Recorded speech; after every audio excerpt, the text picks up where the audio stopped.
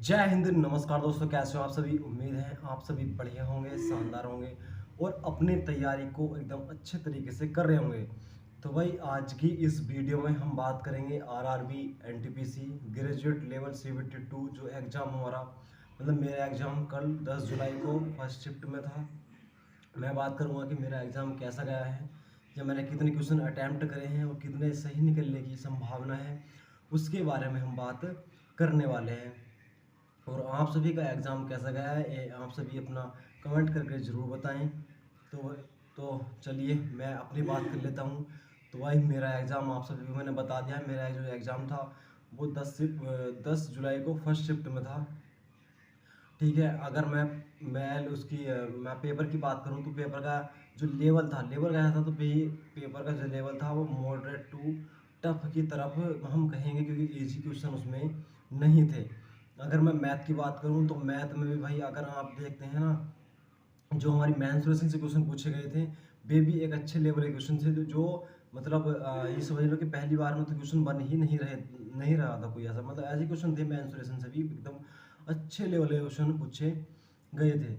अगर मैं बात करूं भाई तो एडवांस उन्होंने भर भर के पूछा है, अच्छे खासे, कम से कम ज़्यादा ही ना तो मैं आपको बताऊं तो एडवांस के ठीक ठाक क्वेश्चन देखने को मिले हैं, क्योंकि 5 क्वेश्चन तो मैंने ही इसके करे हैं, इसके एडवांस के। ठीक है, तो भाई इस तरीके से मैंने जो मैथ में अटैम्प्ट करे हैं वे 35 में से 30 क्वेश्चन मैंने अटैम्प्ट करे हैं मैथ में, क्योंकि मैंने एडवांस की थोड़ी प्रैक्टिस कम की थी, जिसकी वजह से मेरे एडवांस नहीं बन पाए हैं। ठीक है, प्रैक्टिस भी की थी और कम भी की थी, लेकिन कह नहीं सकते कि जो मतलब क्वेश्चन आए थे वे एक अच्छे लेवल के क्वेश्चन हमारे एडवांस वाले थे। ठीक है, अगर मैं बात कर लेता हूँ थोड़ी रीजनिंग की, तो रीजनिंग क्या थी, रीजनिंग को भी हम एक मॉडरेट लेवल की ओर लेकर चलेंगे, इसमें कुछ क्वेश्चन मतलब इजी इजी से मॉडरेट थी, उसमें टफ मतलब क्वेश्चन नहीं थे। क्योंकि कुछ क्वेश्चन जो सीटिंग अरेंजमेंट वाले थोड़ा टाइम खा रहे थे, जो टाइम ले रहे थे, तो वही थे, थोड़ा मॉडरेट थे, लेकिन हार्ड हम बिल्कुल नहीं कहेंगे, क्योंकि रीजनिंग में जो हमारे क्वेश्चन थे वो इजी टू मॉडरेट हमारा लेवल रहा है। अगर मैं जीएस की बात करूं तो जीएस तो भाई आप सभी को पता है, आरआरबी मतलब जो आरआरबी का नाम आ रहा है, कि अगर मैं रेलवे की बात करूं तो रेलवे का करंट एकदम मतलब मस्त करंट पूछते हैं कि भाई वो बनना ही मुश्किल पड़ जाता है। ठीक है भाई, उसमें एक क्वेश्चन पूछा गया था बैलेंडी और अवार्ड, 2025 का बैलेंडी और अवार्ड किसको मिला है? तो बताइए भाई क्या कर सकते हैं। 2025 तक का करंट पूछ रखा था। ठीक है, अब क्या ही कर सकते हैं, क्योंकि वही पहले से ही मतलब इस तरीके से चलता हुआ है कि भाई आपने देखा होगा आरआरबी ग्रुप डी में भी किसी के 5 नंबर बैठ रहे हैं, किसी के 6 नंबर थे। करंट जो पूछा था उन्होंने उसकी बात कर रहा हूँ मैं, क्योंकि वो 20 नंबर सेक्शन आता था आरआरबी ग्रुप डी में। तो ऐसा ही इसमें हुआ कि मतलब करंट तो आप भी लगा लो कि करंट मतलब बना ही नहीं है सही करके। मैंने और भी भाइयों से बात करी थी, हूँ जहाँ मतलब वहाँ बात करी थी जहाँ मेरा एग्ज़ाम सेंटर था।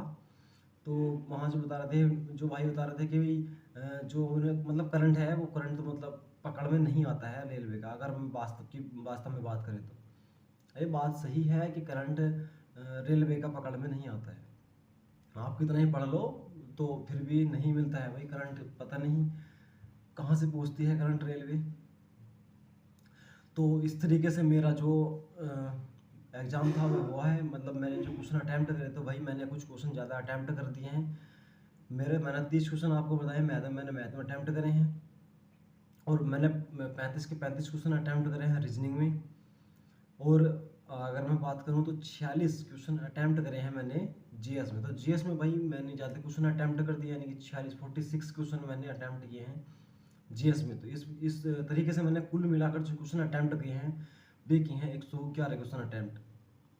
111 क्वेश्चन अटैम्प्ट किए हैं, जिसमें से 9 क्वेश्चन अटैम्प्ट रहे हैं, यानी कि 4 क्वेश्चन तो मैंने जीएस में छोड़ दिए हैं और 5 क्वेश्चन मेरे मैथ में छूट गए हैं। भाई मैथ में जो क्वेश्चन छूटे हैं वे एडवांस छूटे हैं। अगर मैं मानता हूँ अगर अपने एडवांस नहीं होते तो मैं उन्हें पक्का करके आता। मैंने मतलब कोशिश इतनी करी, बहुत कोशिश करी कि भाई क्वेश्चन बने बने, पर मैंने मतलब जैसे भी है ज़बरदस्ती आंसर लाने की कोशिश भी करी, फिर भी मेरा आंसर नहीं आया, तो इस वजह से मैं उन्हें छोड़ा। क्यों भाई मतलब बेमतलब ही आपने जो है उसे माइनस मार्किंग में देने से कोई फ़ायदा नहीं है। तो मैंने वे 5 क्वेश्चन के जो 5 क्वेश्चन थे वे मतलब क्या करते स्किप ही कर दिए थे। और एक क्वेश्चन आया था मतलब माध्य विचलन का, वही तो वही मैं उसमें क्या करूँगा था शुरू में, मतलब मैं मानक विचलन निकालूंगा और वो आंसर नहीं आ रहा था, 7 पॉइंट कुछ करके आ रहा था कि रूट रूट 50 आ रहा था ना वो। आप जो इसने जो भाई ने एग्जाम दिया होगा सब पता होगा। 20 25 15 कुछ ऐसी करके सीरीज थी, वो 5 संख्या दे रखी थी, का 75 आ रहा था, उसका औसत 15 आ रहा था, इस तरीके था। तो उससे माध्यक विचलन पूछा था और मैं मानक विचलन निकाल रहा था, इसलिए मेरा आंसर नहीं आ रहा था। फिर बाद में मैंने उसे लगाया। तो उम्मीद है आप सभी को रिव्यू अच्छा लगा होगा। और हाँ, अगली वीडियो मिलेगी, आपको जब आंसर क्या जाएगी मैं आपको अपना प्रॉपर स्कोर जो है स्कोर कार्ड आपके साथ शेयर करूँगा। तो मिलते हैं ऐसी ही नेक्स्ट वीडियो में। आज की वीडियो में इतना ही। जय हिंद। और जो भी चैनल पर नए हो चैनल को सब्सक्राइब कर दें और वीडियो को लाइक करना और ज़्यादा से ज़्यादा शेयर करना। जय हिंद।